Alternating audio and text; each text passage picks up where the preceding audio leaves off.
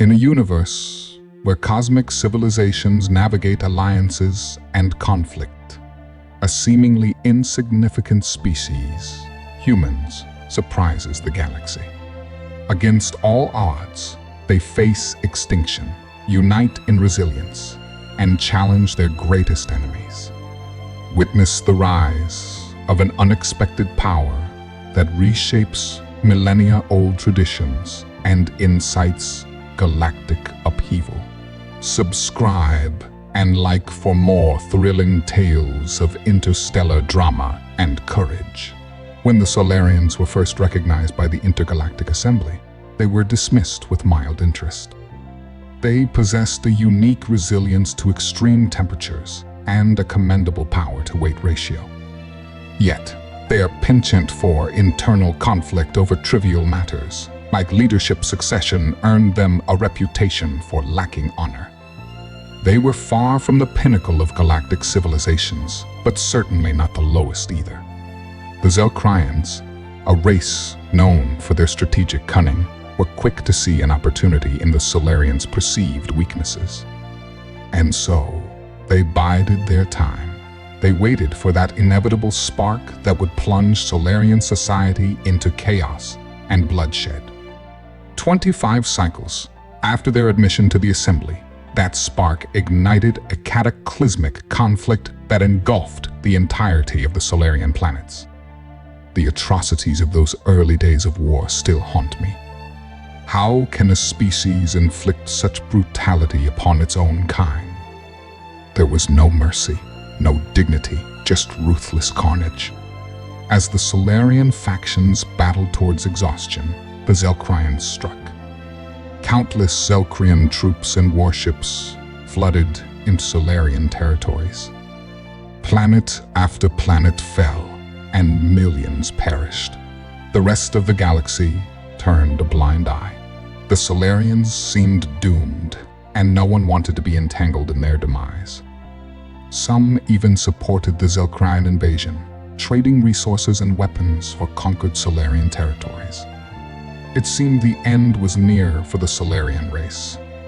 Yet, instead of surrendering to extinction, they united. Years of division evaporated in mere weeks. Former enemies became allies, driven by a common cause. The once unstoppable Zelcrian advance ground to a halt. Having conquered nearly 3/4 of Solarian space within 6 cycles, the Zelcrians now found themselves unable to advance another parsec after 8 months of fierce resistance. They had unwittingly united the Solarians against a shared adversary. 2 cycles into the Celestials' Taraxi conflict, the unimaginable began to unfold. The Taraxi found themselves on the defensive. Their media touted strategic withdrawals to inflict greater losses on the Celestials. Perhaps there was truth in that. The Celestials expended vast resources to reclaim their territories, yet once secured, they held fast. My colleague explained it as their way of digging in an absurd notion to maintain control and lure the Taraxi into repeated assaults. The Taraxi relentlessly pounded Celestial defenses. Just when it seemed the Celestials had settled into their reclaimed lands, they launched massive counterattacks, forcing the Taraxi into chaotic retreats. It was an insane strategy, yet shockingly effective. The Taraxi refused to acknowledge they were losing, a sentiment likely to endure indefinitely. 6 cycles into what became the largest war in half a millennium, the Council anticipated the Celestials would cease fighting upon reclaiming their territories. They were wrong. The Celestials not only continued, but sought total eradication of the Taraxi threat. Revenge drove them now, fueled by Taraxi blood spilled. In a bizarre twist, the Taraxi fought for their very survival. In a panic, the Council convened an emergency peace summit between Celestials and Taraxi.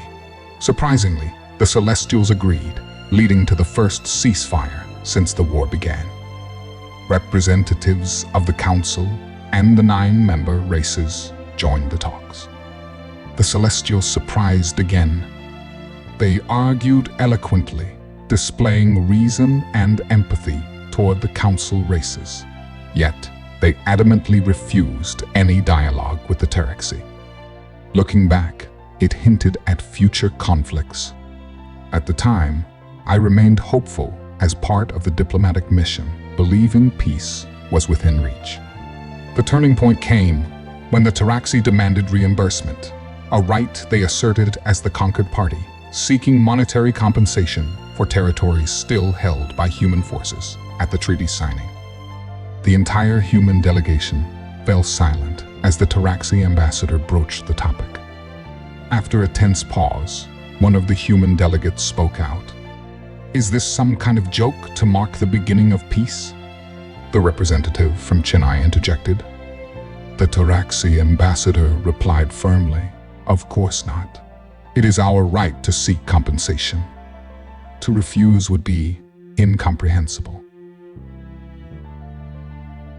The human delegation lapsed into silence once more. Their leader rose calmly. "You will have our answer within the hour," he stated before exiting, followed by his team.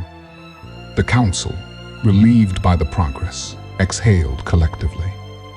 It seemed the humans might acquiesce. We waited for their response, anticipating acceptance of peace.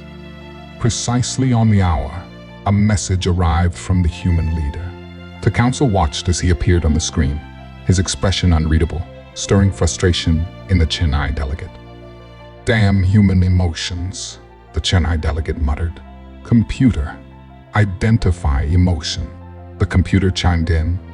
Identified emotion, restrained fury. Interrupting the computer, the human leader addressed the council, smiling at the Taraxi representative. "Dear council members, I regret to inform you we cannot accept the peace terms as they stand." He paused, holding the Taraxi's gaze. "However, we are open to negotiation." Before anyone could respond, a Taraxi soldier burst into the room. "Sir, the human fleet is mobilizing." The vid screen split, showing the human leader on one side and the Taraxi homeworld surrounded by the human armada on the other. The Taraxi representative turned to the human leader in shock. "What? How? When did you do this?" The human leader maintained his smile. "We are prepared to discuss terms," he calmly replied. The final chapter unfolded abruptly as the human armada unleashed its fury. In mere moments, millennia of Taraxi culture was reduced to ash, billions of lives extinguished in an instant. The once mighty empire ceased to exist. Silence gripped the room. Even the Taraxi's mourning was wordless. The human leader broke the stillness. "As you can see, we have chosen to compromise. 16 billion of my people have perished since this conflict began." His words hung heavy, the enormity of the loss palpable. "I believe trading 10 billion innocent Taraxi for 16 billion innocent humans is a fair compromise," he declared with a venomous edge. The delegate from Chennai erupted. "Are you mad? You've declared war on the entire Galactic Council. This is not peace, it's annihilation. There will be no peace until your despicable race is erased." The human leader turned to face the Chennai delegate, his smile gone, replaced by raw anger. "Good," he replied flatly, the rage in his eyes unmasked. 14 agonizing days passed since the end of the Taraxi human war. There was no treaty, no surrender, only the void left by the absence of one civilization. The Galactic Council fractured, 4 races defecting in disgrace over its failure to prevent the bloodshed. These defectors had initially supported intervention against the Taraxi, but were stifled by Chennai's influence. It was unprecedented. Texel at war with itself for the first time in 570 years. In just over 3 decades, humanity shattered centuries of cooperation and understanding. "Hey, mate." My new friend nudged me, snapping me from my reverie. He absent-mindedly cleaned a close combat weapon, grinning mischievously. "Not having second thoughts, are you?" I grinned back. "Not a chance, my friend. For the first time in nearly 6 centuries, the Anorak go to war," he mused. "And it's been far too long," I replied with certainty. "This gonna be fun," he chuckled. "Just stay alive, and I'll show you how to cook the perfect steak." I shook my head, amused. Humans, truly insane.